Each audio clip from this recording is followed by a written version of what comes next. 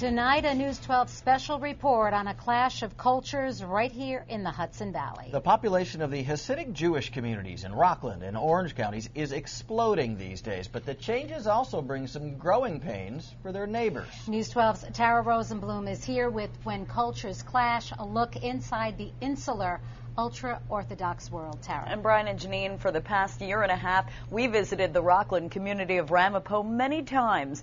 The locals were eager to share their views. The Hasidics were not. It was very difficult to enter their world, even though I myself am Jewish. Still, it was easy to see there is a cultural clash of the strongest magnitude between two very different groups of people. Deep in the heart of rural Rockland County, it's a sleepy town called Ramapo, where kids still play on the streets and doors are left unlocked.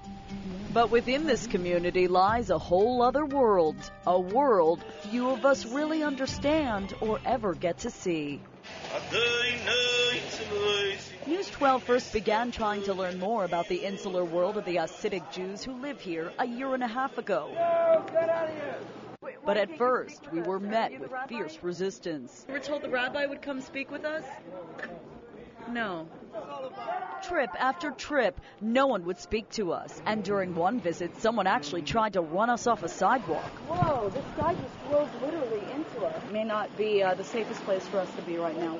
But in the months following, we'd go back several times, determined to tell an untold story about a culture clash some feel is close to its breaking point. In 20 years, the number one political issue in New York State will be the relationship between the Hasidic community and the outside world in New York.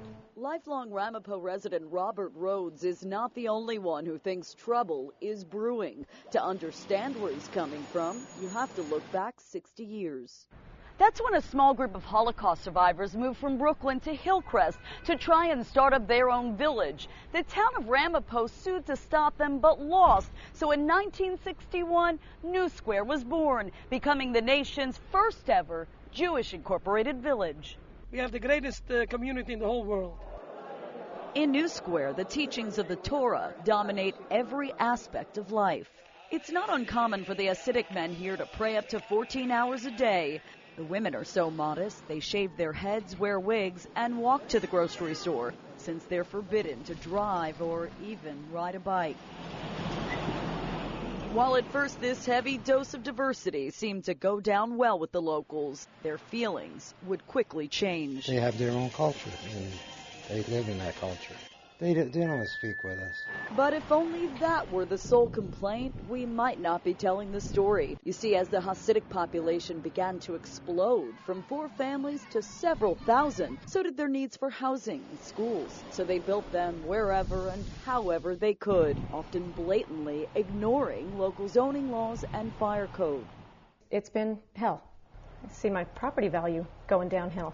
Annette Dorr lives right next door to one of the estimated 80 illegal yeshivas now operating in Ramapo. Each day she watches, as we did, as dozens of young boys arrive to study their religion in a single-family home. Every day, 4 buses in, 4 buses out. We get to hear the diesel engines. We get to see, the kids loading, unloading, backing up. They run into the fence, knocks it on our side. It happens every day. It's not safe for the little boys that are there. It's not safe for anybody. It's a single-family home. Where do they go to the bathroom? 65 little boys. Our cameras were the first ever allowed inside the school. The head rabbi eager to show us improvements they'd made since our initial visit last year. Here's the fire alarm hooked up. Everything we try to make everything legal, and we up to date, and we hope that everything will be okay. Kind of a natural setup for conflict when you take a 17th, 18th century culture and drop it into the 21st century in suburban Rockland County. Gordon Wren is Rockland's Director of Emergency Services. While improvements are being made, he says there is still much work to be done. On the old construction, we still have a long, long way to go. During a ride along in New Square, we would see firsthand the astonishing number of buildings at risk.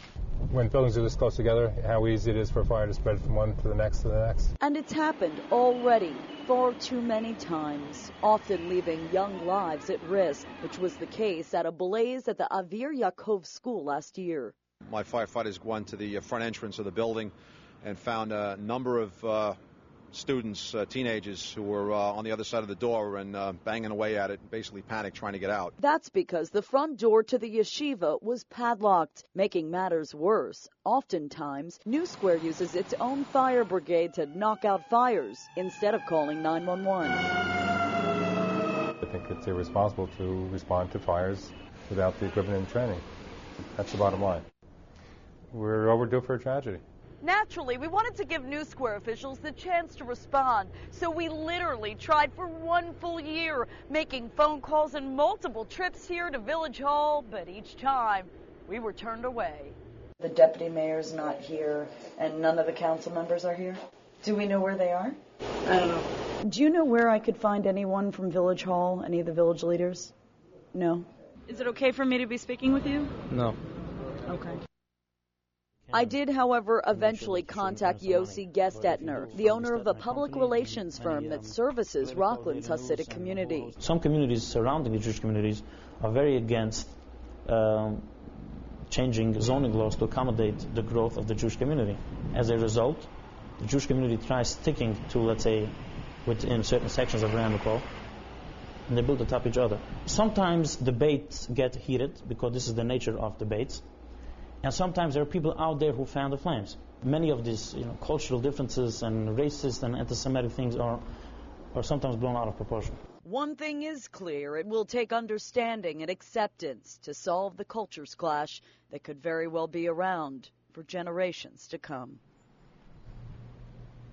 And believe it or not, even after nearly 2 years of reporting in Ramapo, I know we barely scratched the surface there. From concerns over sewage to the school system, there's so much more to resolve in such a small area. But Rockland's leaders tell me that improvements are being made. They're just being made very slowly. It takes time, doesn't it? Mm-hmm. Very interesting topic, Tara.